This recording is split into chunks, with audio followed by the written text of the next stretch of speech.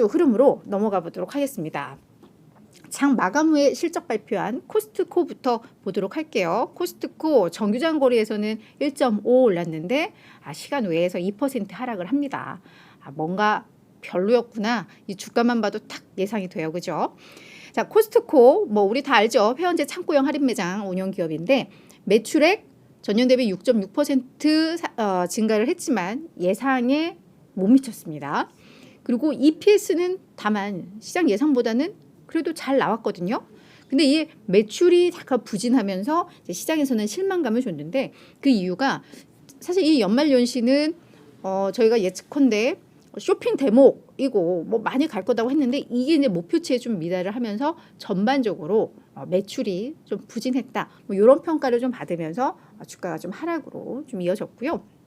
자, 두 번째 종목은 AMD입니다. 반도체 설계 기업이고 최근에 이 AI 관련해서 AI 챗봇 관련해서 수혜가 예상되는 뭐 그런 기업이기도 하죠. 많이들 거론이 되고 있죠.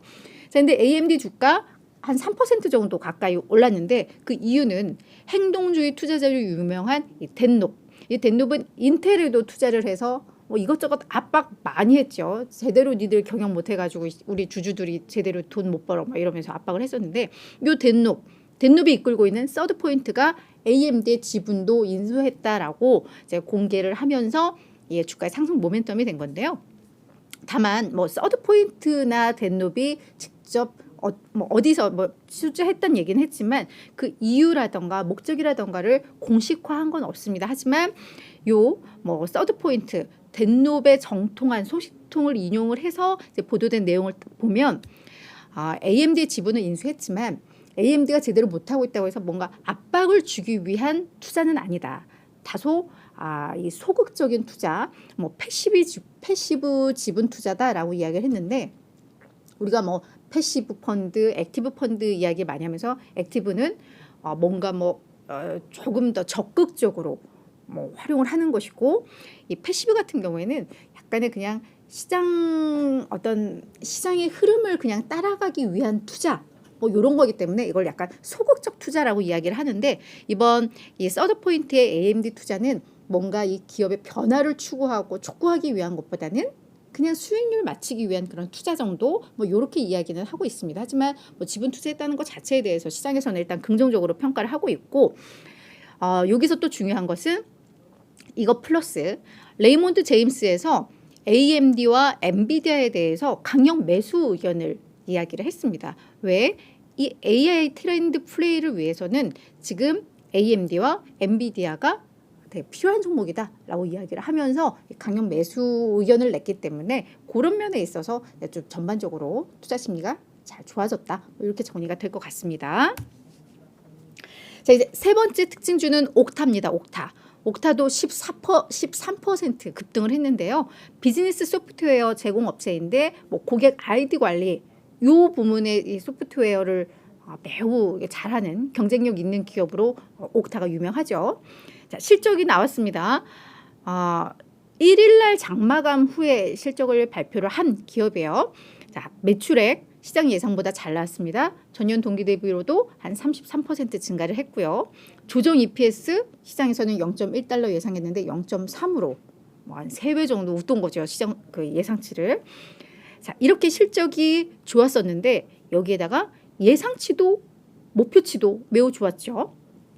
올해 목표치를 보시면 매출액도 시장 예상 요게 요 목표치의 하단에 속해요. 그러니까 매출 목표치도 시장 수익률 시장 예상보다 높고 조정 EPS는 시장에서는 0.3이 예상하고 있는데 0.74에서 0.79 제시를 했으니까 이 정도면 뭐 실적 모멘텀 부각될 만하죠.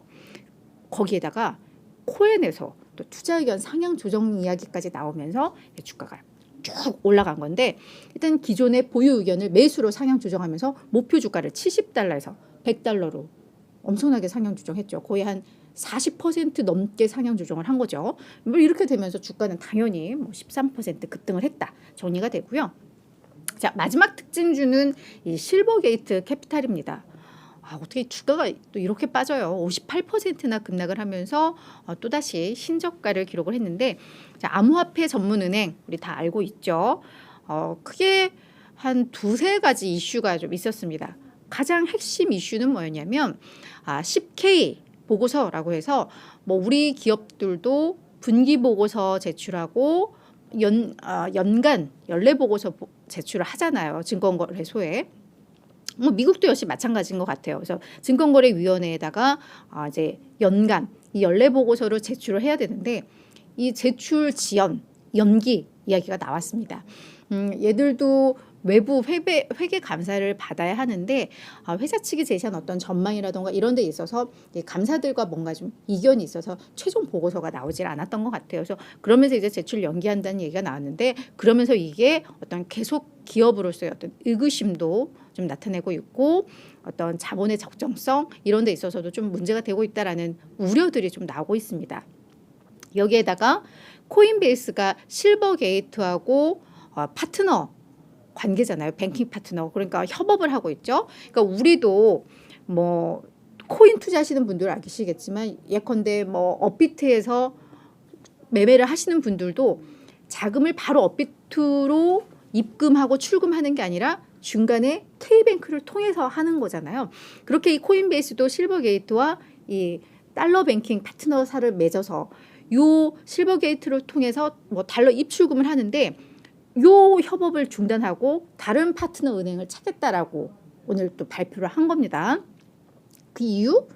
실버게이트에 대한 익스포저를 최소화하겠다. 그러니까 뭔가 실버게이트가 불안하다라고 코인베이스도 좀 판단을 한 거죠. 뭐 요 소식도 플러스가 되고, 거기에다가 JP모건도 투자 의견을 중립에서 비중 축소로 하향 조정하면서 목표 주가를 아예 철회해 버렸습니다. 지금 목표 주가를 제시할 만한 뭐 그런 상황이 아니다. 뭔가 좀 불안하고 불확실성이 크다라고 판단을 한 거죠. 그래서 이런 부분들이 다 맞물리면서 주가가 58%나 급락한 뭐 이런 상황입니다. 자, 그래서 뭐 오늘 되게 긍정적인 뉴스들도 있었고 조금 아쉬운 뭐 내용들도 있었는데, 뭐 이런 내용들 참 참고하시면서 하루하루 저희들이 내용들을 업데이트해 나갔으면 좋겠습니다.